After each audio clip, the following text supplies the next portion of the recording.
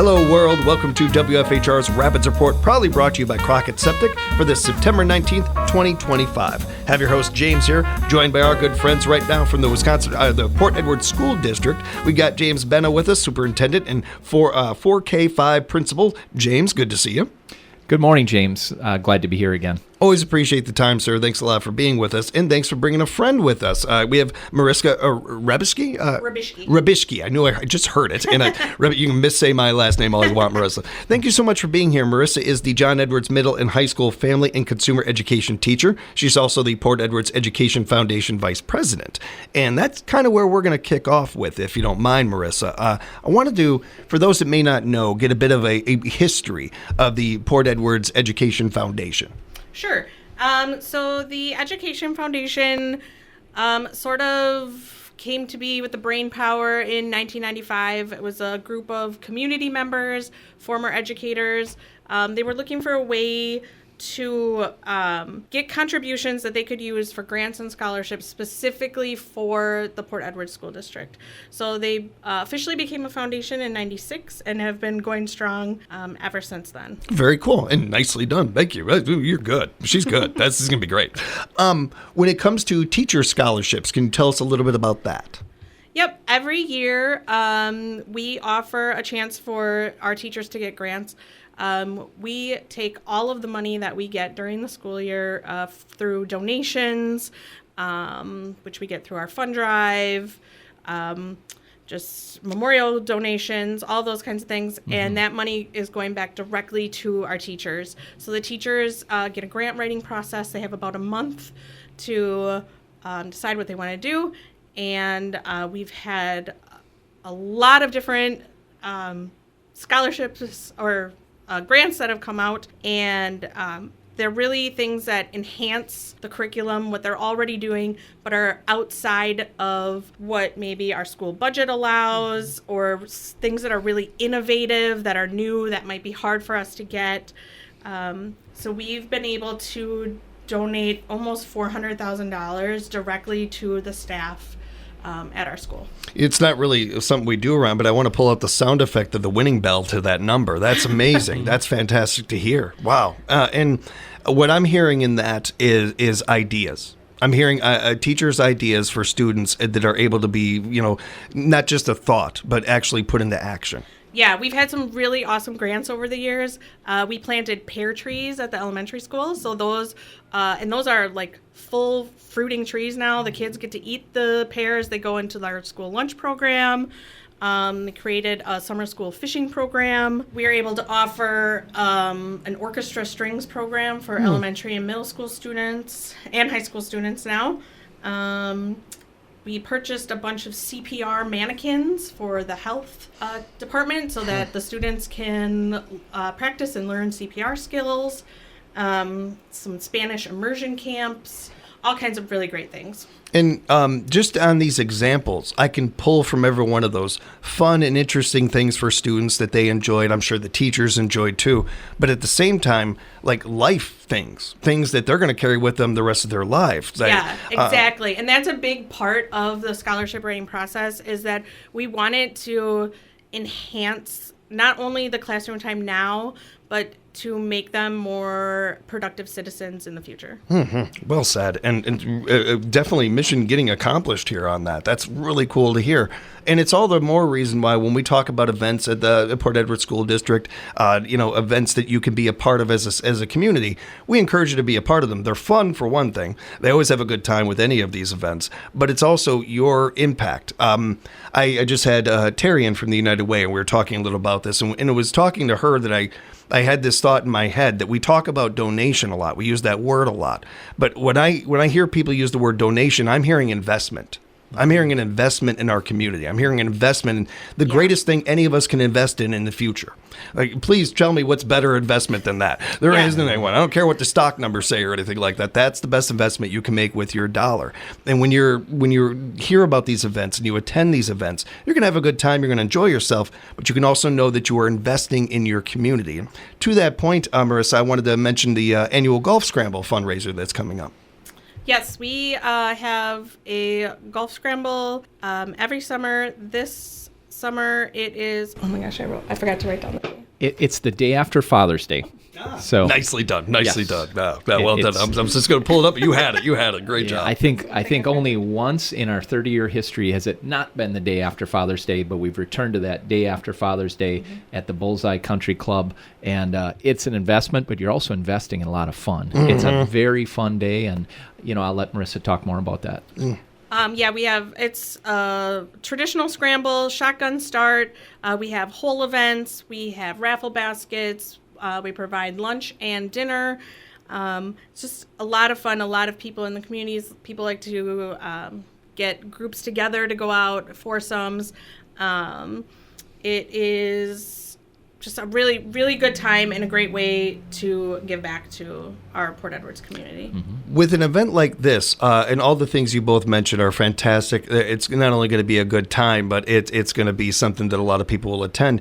I almost think you said golf. Like for a lot of people out there, as soon as you said golf, they were all in. They're already Googling this and looking it up and everything. It's one of those things, and I joke about it, but our community supports these events so much. And one of the ones that we love is our golf scrambles and some of these. You always see a good attendance and a good turnout for them. Let's make sure there is a great one. Find out how you and your team or just yourself can sign up for this and be a part of this great golf scramble. We'll be giving details on our morning show and promoting it, talking about it as much as we can. Yeah. Sounds good. If I could, James, real quickly, one of the really cool things about, I think, the PEEF Golf Scramble, just from my perspective of being an educator, having been in a number of charity events and scrambles and things like that, the money that is spent at the Golf Scramble, there is no overhead with PEEF. There is zero.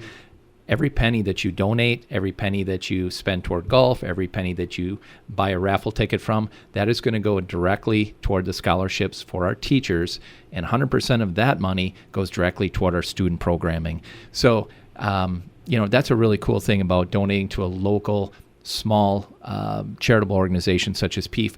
100% of the money, it's going to benefit the students of the Port Edwards School District. So I just wanted to add that little plug that when you come out and support us, that money goes directly to our kids. Appreciate that. Want to get to some things with you in a moment, sir. But if you don't mind, Marissa, I also wanted to ask before we wrap up with you about the 2025-26 officers and how to donate for people. Sure. So our president for PEEF is Liesl Detlefson. She just took over as president last year, doing an awesome job. She's been a PEEF board member for quite some time. I just recently became the vice president. We have April Hofferman as our treasurer and Karen Isaacson as our secretary. And then we have 11 other board members. Awesome. A big thank you and congratulations to everybody. That's awesome. That's really good to hear. A lot of great individuals. Some of those that we've talked to on the airwaves here and everything. We know how great of people they are. You put good people in great places, good things happen. That's really cool to hear. Did we cover everything, Marissa? We get all our bases covered here? Yeah, I think so. We do have our annual fund drive that's going to be starting in October, which runs through December. We have a PEEF Facebook page that you can reach out to if you just look up Port Edwards Education Foundation. There's also a link from the Port Edwards School District webpage that you can find us for how to donate. Awesome. Thank you for that. We'll make sure to mention those again before we wrap up today, and really appreciate the time, Marissa, and certainly appreciate everything you're putting into our community. Thank you so much. Yeah, thank you for having me. James, it is the beginning of the start of the school year, and we are excited about that. We were just talking about it a bit in our pregame. The adrenaline, the energy is in the air. I know that part of it for us, we're so close to Rams, and we get a little of that overflow we feel. And even though we are not right next door to Port Edwards, we can feel it from there too, sir. There's a lot of fun going on with that. Can we touch on how the beginning of the school year is going? We're off to a great start, James. We are here. It's Friday, September 19th. We're at the end of our third week of school already. And I think one of the reasons our school year is off to such a great start, we have great teachers, we have great support staff, but we've also implemented a couple of great character education programs at both of our schools. And I wanted to talk just a little bit about those today. At John Edwards Middle and High School, our high school principal, Mr. Steltenpole, has introduced a program called GRIT.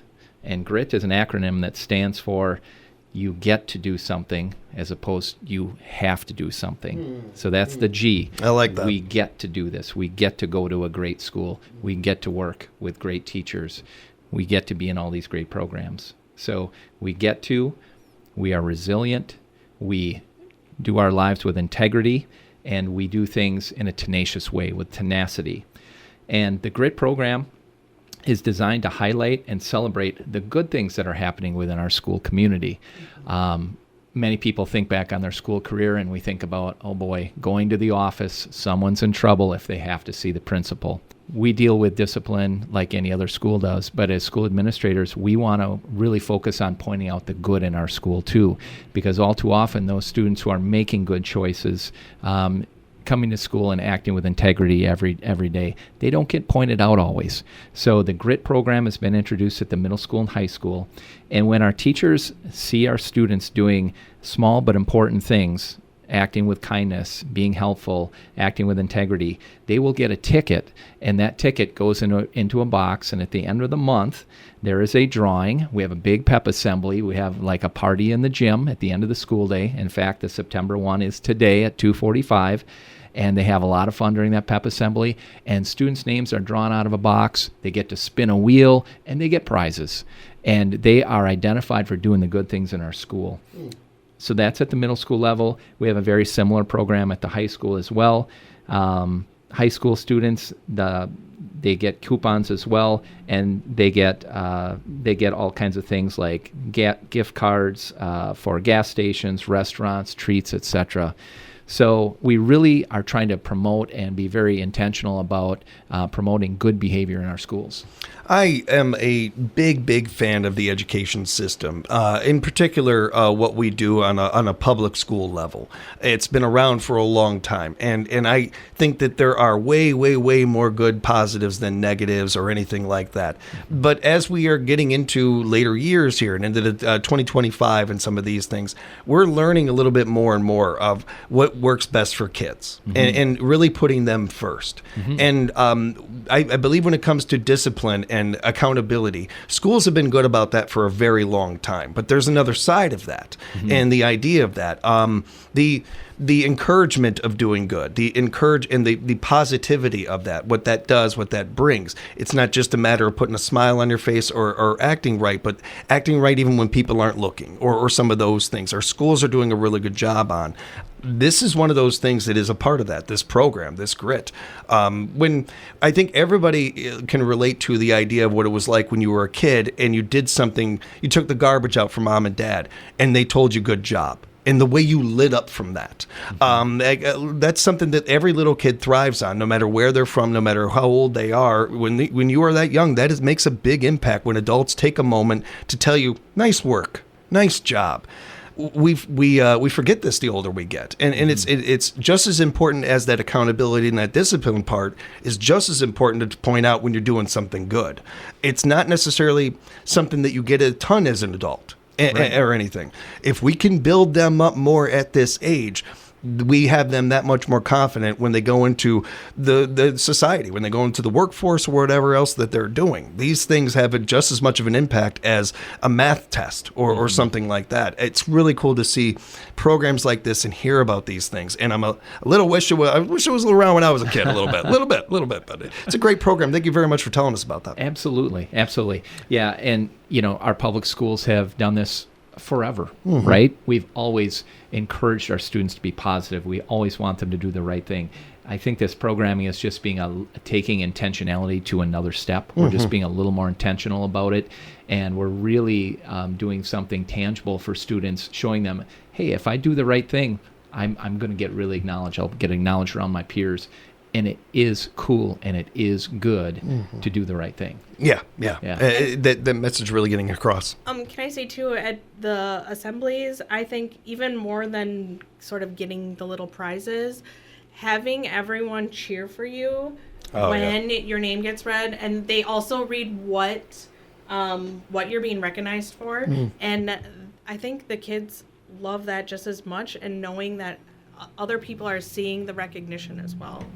It's a great note. Thank you for that. Yeah. And I could not only imagine, I immediately thought of that, and got goosebumps thinking about it. That's awesome. We also got homecoming coming up. Wanted to go over the schedule with that. Go over the schedule with you for that. Absolutely. It's that time of year, James. So many fond memories when the listeners think back on homecoming in high school. Homecoming is next week in Port Edwards. It is September 20th through the 27th. I'll just run through some of the highlights. We have a lot of fun activities going on. On Saturday night, we have the Powder Buff volleyball tournament. That is boys from each grade playing each other. They'll also be playing a staff team. This Sunday, we have class float building and the Powder Puff football game on the football field. We have dress-up days every day at school, which is always a great time. There's costume judging. The kids try to outdo each other. They just have a lot of fun with it. Our annual homecoming night events are taking place on Thursday. The parade will be at 6 o'clock here in the village of Port Edwards. There's a map on the school district website as well as on the Facebook page that shows the parade route. It's kind of a real classic type of homecoming. There's been a lot of some changes with homecomings in different communities. We still have a very traditional homecoming, which I think is really enjoyed by our community. So we'll have the parade on Thursday night at 6 o'clock. That finishes at the high school about 6:30 or 6:45. We then have a community-wide pep rally in the gym where our homecoming royalty are announced. After that, probably 30 or 40-minute pep rally, we all go out to the football field and we have a 60 or 80-foot bonfire, which everyone still loves. It's just a great kind of rallying point, gets your whole community together, and it's just one of the culminating events of homecoming. So that's next Thursday night. Friday night is the football game versus Marion Tigerton. That's at 4 o'clock, remember. We still do our day games in Port Edwards. Then next Saturday night is the homecoming dance, which begins at 8 o'clock. It's going to be a blast. It's a great set of events you got going on for everybody. They're going to have a really good time with those, and looking forward to hearing how it goes from community members. Do want to take a moment to really shout out the Port Edwards girls volleyball team. Nice W last night. We had that game on our sister station 105.5. Congrats to the Blackhawks. That was Absolutely. Nice. As we're wrapping up, sir, wanted to make sure to mention the Port Edwards Parents Organization, get some updates on that, and maybe some student leadership, if you don't mind. Absolutely. The Port Edwards Parent Organization, oftentimes referred to as PEPO, is a big supporter of Ed Hoyer Elementary School, and I wanted to share some of the things that they are doing again this year. They had their annual fish fry fundraiser this past Friday night. That was at El Cafe in Port Edwards. And El Cafe donated 10% of their profits from 4 p.m. to 8 p.m. to PEPO. Nearly $500 was contributed in sales from El Cafe. So we would like to say thank you to Fidel and their staff for putting up with amateur waiters and waitresses like myself. We were probably bumping them around a little bit as we were bussing tables. But again, thank you to Fidel and the staff at El Cafe. They donated that money to PEPO. PEPO is donating that money or using that money directly for our students at Ed Hoyer Elementary School. Some things about PEPO. What does PEPO do? They raise funds, then they donate the funds toward classroom and building purchases, additional supplies and materials for our elementary that may not fit within the standard school budget. They've purchased playground storage units, a new entryway rug at the elementary school this year. They sponsor all kinds of great events that help build the culture of the school and help bring our families in. They do a family breakfast in the fall and in the spring. They purchase holiday gifts for our students. And their culminating event at the end of the year is a massive afternoon-long carnival that's held the last week of school. That is 100% funded by PEPO. So we want to give a big shout out to them and thank them for supporting and helping to build the culture at Ed Hoyer Elementary. Yeah, really good people doing some really good work. Really appreciate the updates as well. If people have follow-up questions, they'd like to know more or reach out to you, how can they do that, sir? Absolutely. You can reach out directly to me. I'm the elementary principal. My name, phone number, and email are on the Port Edwards School District website. Also, the PEPO meetings are held on the last Wednesday of each month, 6 o'clock p.m. in the elementary library at Ed Hoyer Elementary. Any Port Edwards Elementary families, parents are welcome to attend. They can learn more and get involved with PEPO. That's the last Wednesday of every month at 6 o'clock. And that Port Edwards website you mentioned, just doing it as we do before every interview, I throw it into the old search engine, see Port Edwards School District, go Blackhawks, something along those lines, and it pops up right away, everybody. That website is pesd.k12.wi.us. You can find it very easily just throwing it into your search engine. Encourage you to do that, and reach out to the gang over here because they're up to some great things. We want you to be a part of it. Both of you, thank you so much for everything you're putting into our community and putting up with my silly questions. Thanks for the time, you two. Thank you for having us, James. Yeah, thank you. And thank you, everybody, for joining us for another edition of WFHR's Rapids Report.